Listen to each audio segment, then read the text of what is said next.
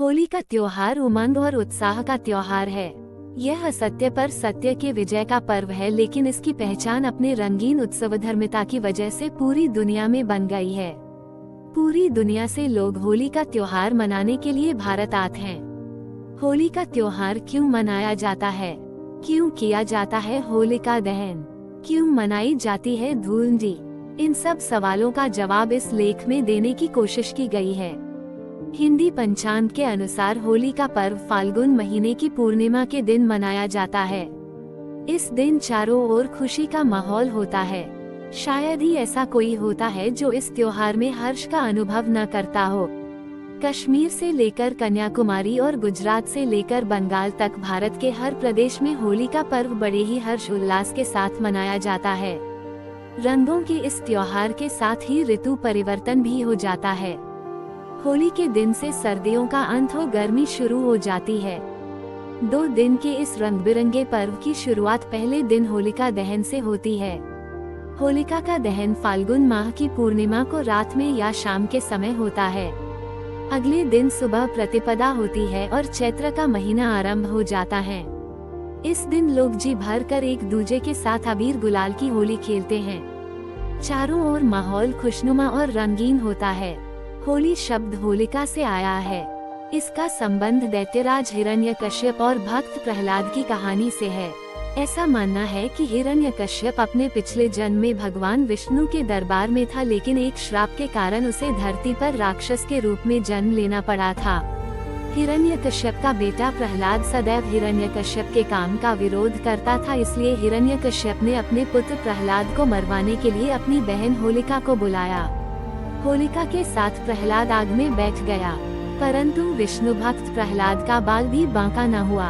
भक्त की विजय हुई और राक्षस की पराजय। उस दिन सत्य ने असत्य पर विजय घोषित कर दी।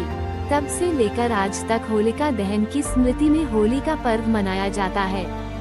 होली भारत का एकमात्र ऐसा पर्व है जिसे सभी धर्मों के लोग साथ मिलकर मनाते हैं। एक दूजे के रंग लगाते हैं और गले मिल सारे गिले शिकवे दूर करते हैं। भारत के कई राज्यों में होली के अवसर पर विशेष आयोजन किए जाते हैं, खासकर बरसाने और ब्रज की होली। पंजाब, हरियाणा, बंगाल, बिहार से लेकर नेपाल तक लोग होली का त्योहार मस्ती के साथ मनाते हैं। होली खेलने के लिए विदेशी सैलानी भी भारी मात्रा में भारत आते हैं। पिछले कुछ सालों में होली का प्रचलन इतना अधिक बढ़ गया है कि कई देशों में होली का त्योहार मनाया जाने लगा है। होली के दिन गली के कोने पर या चौराहों के मध्य लोग प्रहलाद रूपी एक लकड़ी गाड़ते हैं, जिसे होलिका डांडा भी कहा जाता है। फिर इसके चारों ओर लकड़ियां, झाड़ झंखाड़ लगाते हैं। फिर मुहूर्त के समय अनुसार महिलाएं इसकी पूजा अर्चना करती हैं और फिर उसमें आग लगा देते हैं। आग में से प्रहलाद रूपी उस लकड़ी को निकाल लेते हैं। आग जलाने की यह प्रथा होलिका दहन की याद दिलाती है और फिर सिलसिला शुरू होता है होली के धमाल का। महिलाएं और पुरुष दोनों ही समूह में फाग गीत गाते हैं और ये दौर अगले दिन सुबह धूलंडी को परवान चढ़ता है। लोग एक दूसरे के चेहरे पर रंग और गुलाल लगाते हैं, होली की बधाइयां देते हैं और होली गीतों पर नृत्य करते हैं। हिंदी फिल्मों के कई होली गीत भी बहुत लोकप्रिय हैं, जो लोगों की जुबान पर चढ़े हुए हैं। धूलंडी महोत्सव रंगों का त्योहार पूरे दिन भारत में होलिका दहन के बाद मनाया जाता है और वसंत की शुरुआत का प्रतीक है।